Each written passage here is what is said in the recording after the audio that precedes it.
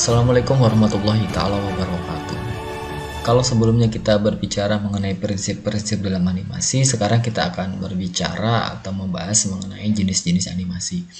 Jenis yang pertama adalah animasi tradisional, jadi yang sifatnya tradisional ya, yang ketika membuatnya kita harus menggambar atau menggunakan solid drawing tadi, solid draw pada sebuah media, baik itu buku misalnya atau kanvas atau lain sebagainya.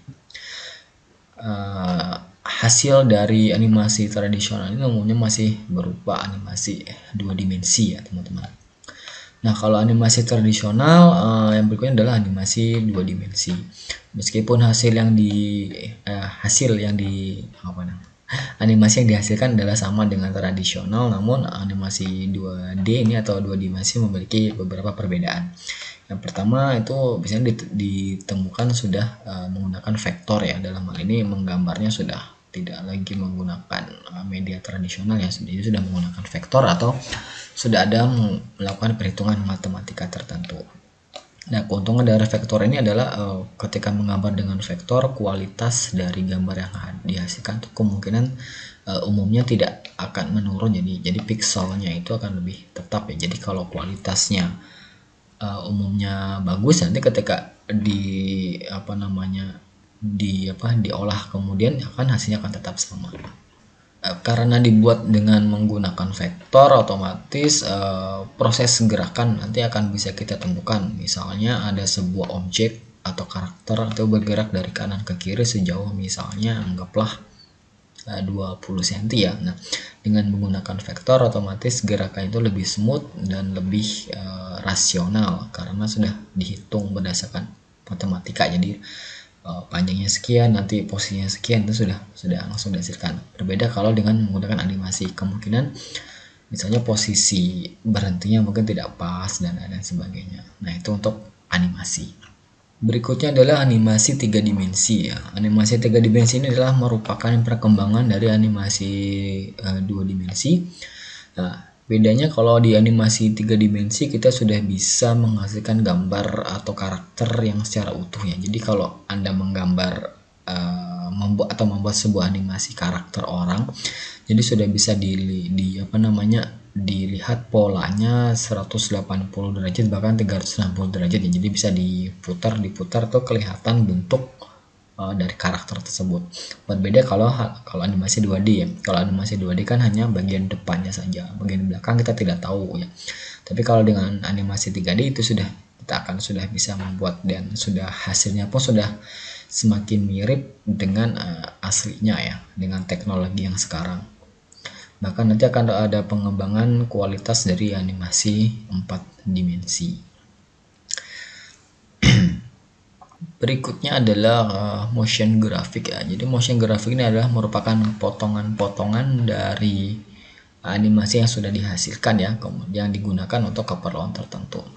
Misalnya di sini untuk keperluan supaya untuk promosi ya, untuk iklan. Jadi misalnya ada sebuah film animasi tertentu nih, kita akan potong-potong scene-nya menjadi sebuah trailer. Nah, jadi iklan itu nanti akan disebarkan ke masyarakat nanti untuk menambah pengetahuan, menambah rasa penasaran terhadap film tertentu. Nah, itu untuk yang namanya motion graphic. Yang terakhir adalah stop motion. Stop motion ini merupakan proses pembuatan animasi yang lumayan lebih susah ya, dan lebih lama. Nah, ini umumnya kita menggunakan sebuah media tertentu ya. Nah, saya ambil contoh, misalnya teman-teman pernah mempunyai Lego ya. Jadi Lego itu nanti kalau kita gerakan dari posisi A posisi B itu harus di pause dulu, kemudian digerakin sedikit, terus di play lagi, digerakin sedikit, dari play lagi. Nah, anggaplah misalnya teman-teman punya sebuah robot ya, misalnya anggaplah boneka action figure Iron Man misalnya ya. Saya taruh misalnya di posisi A, di sini misalnya di posisi A seperti itu, kemudian dia akan berjalan sejauh misalnya 10 cm ke posisi B. Nah, proses berjalannya nanti ini akan kita stop play. Misalnya baru kita gerakin satu langkah, kita stop, terus gerakin ke langkah berikutnya kita play lagi, terus kita stop lagi, play stop play sampai ke posisi yang sudah kita tentukan.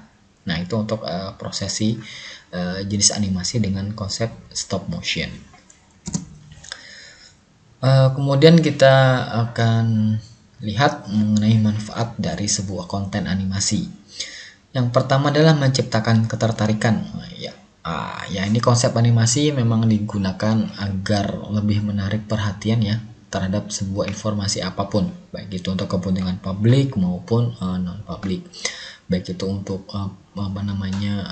promosi produk, promosi film dan lain sebagainya. Itu lebih apa ya? Kayaknya lebih enak dilihat kalau menggunakan konten animasi. Berikutnya yang kedua adalah menghasilkan penjelasan yang lebih objektif. Nah, di sini kenapa lebih objektif? Karena umumnya dengan penjelasan dengan menggunakan konten animasi akan lebih cepat sampai dibandingkan dengan menjelaskan dengan kata-kata atau dengan sebuah teks. Karena kalau animasi kan sudah dijelaskan detailnya seperti apa, pelaksanaannya seperti apa. Yang ketiga adalah meningkatkan conservation rate. Yang ketiga adalah meningkatkan conservation rate. Nah, conservation rate ini umumnya adalah bagaimana cara agar konten animasi yang kita buat itu dapat tersampaikan dengan mudah ke masyarakat ya. Jadi ketika Anda ingin, misalnya anggaplah ingin menjelaskan sebuah produk tertentu atau ingin menjelaskan sebuah konsep tertentu atau ingin menjelaskan sebuah peraturan tertentu, umumnya akan jika dirasa dengan menggunakan kalimat atau dengan sosialisasi media sosialisasi lain itu agak susah. Nah, kemudian kita bisa memanfaatkan konten animasi untuk memperlancar proses-proses tersebut, mulai dari awalnya seperti apa, prosesnya seperti apa, hingga nanti hasil akhir yang ingin dicapai. Yang keempat adalah shareable, artinya ini dengan mudah kita sharing ke khalayak ramai ya, karena animasi kan berformat digital, jadi kita akan lebih mudah ketika kita ingin sharing atau membagikan dengan orang-orang yang terdekat kita atau orang-orang yang kita anggap perlu memahami dari konten animasi yang kita buat atau yang dibuat oleh orang lain. Nah, sekarang kita akan membahas mengenai beberapa istilah dalam animasi ya teman-teman. Yang pertama adalah ada animator. Animator ini merupakan orang yang membuat sebuah animasi atau membuat sebuah model animasi atau membuat sebuah karakter dalam animasi. Storyboard merupakan jalan cerita dari animasi yang akan kita buat. Frame ini umumnya adalah yang menentukan berapa durasi animasi kita ya. Misalnya kalau satu frame kita mempunyai durasi 10 detik, frame kedua adalah 20 detik, misalnya seperti ya. Frame ketiga adalah misalnya 50 detik. Nah, dari frame-frame itu akan kita dapatkan durasi dari animasi yang kita buat. Kemudian frame per second. Nah, frame per second ini adalah jumlah frame yang dapat diputar dalam waktu 1 detik ya. Misalnya kalau ternyata perangkat kita atau alat kita itu hanya mampu menampilkan 2 frame per detik, berarti ya hanya 2 frame saja. Tapi kalau dengan 3 frame per detik berarti juga bisa seperti itu. Berikutnya adalah timeline. Timeline ini yang menentukan waktu di mana karakter kita ketika akan kita gerakan atau berhenti atau ingin melanjutkan ke gerakan-gerakan lainnya. Misalnya ada sebuah animasi mengupas buah sampai membuang dan memakannya seperti itu ya. Misalnya dari detik pertama ke detik kelima itu proses mengupasnya, detik ke-6 sampai ke-10 adalah proses makan, kemudian detik ke-11 sampai ke-15 adalah proses membuang kulit buahnya tersebut. Nah, itu adalah timeline. Jadi ada terdapat 3 timeline di situ. Kemudian ada layer. Layer ini dia terletak atau terdapat pada sebuah frame ya. Nah, di layar inilah kita bisa menambahkan objek-objek animasi yang kita buat, misalnya karakternya apa seperti itu, kemudian kita bisa menambahkan musik background di situ atau yang lainnya. Kemudian ada yang namanya modeling atau membuat sebuah model, baik itu karakter ataupun yang lainnya. Kemudian ada lighting atau pencahayaan. Yang berikutnya adalah background. Jadi kita bisa membuat sebuah background tertentu dari animasi yang akan kita buat. Jadi kita sesuaikan, kalau konsepnya itu pantai ya mungkin backgroundnya adalah yang berhubungan dengan pantai dan sebagainya. Kemudian ada yang namanya rendering. Rendering ini merupakan proses menggenerate desain animasi kita menjadi sebuah animasi yang dapat kita play pada sebuah aplikasi pemutar video ya. Misalnya kita kan sudah mendesain sebuah animasi dalam sebuah perangkat lunak pengelolaan animasi, kemudian kita ada render nanti dalam bentuk misalnya MP4, kita bentuk dalam formatnya 3GP, kita bentuk dalam formatnya AVI dan lain-lain sebagainya, sehingga dapat kita putar di perangkat lainnya, misalnya kita bisa putar di laptop, di komputer ataupun di handphone.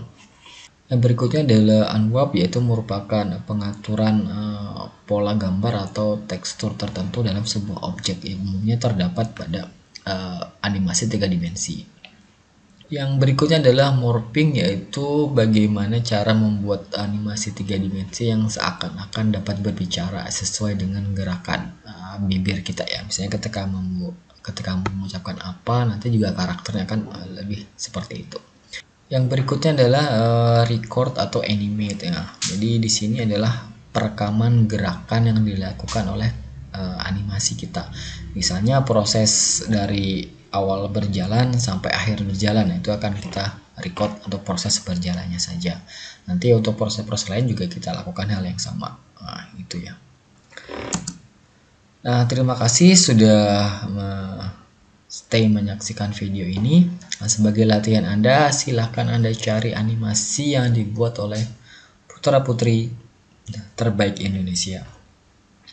Kemudian Anda jelaskan storyboardnya secara singkat dari animasi tersebut, itu misalnya membahas tentang apa gitu ya. Silahkan Anda searching ya, seperti itu. Oke teman-teman, kita akan ketemu lagi pada video berikutnya. Assalamualaikum warahmatullahi wabarakatuh.